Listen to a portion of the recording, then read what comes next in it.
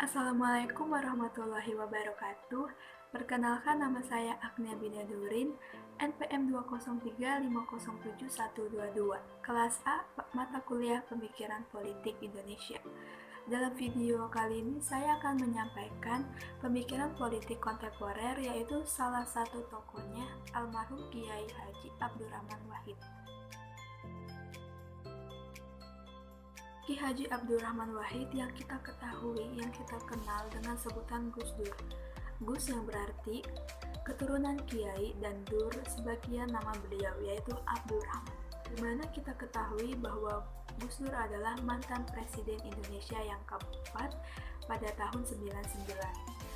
Beliau lahir di Desa Danayar, Jawa Timur pada 7 September tahun 40.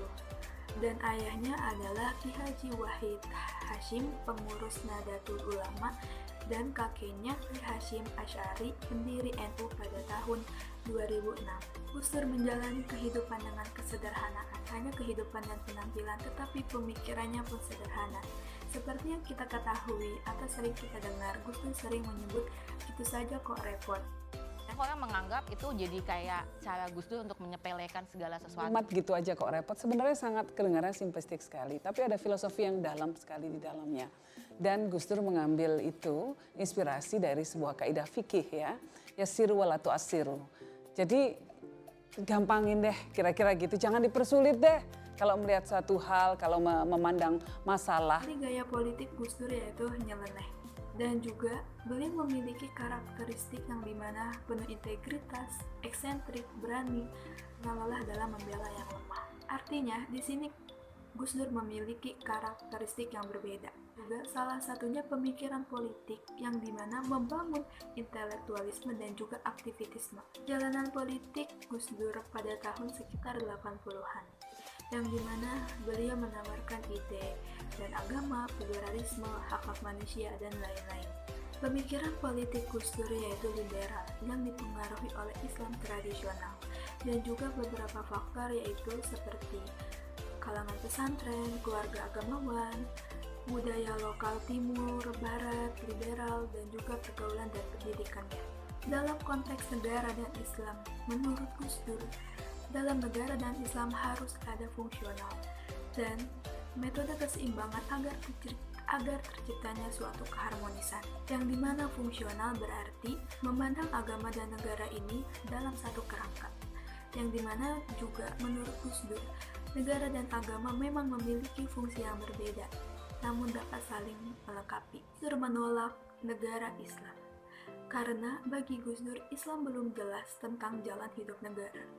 Dan juga bagi Gus Dur, jika sebuah agama dijadikan sebuah ideologi, akan memicu sebuah disintegrasi atau kecemburuan terhadap agama yang lainnya.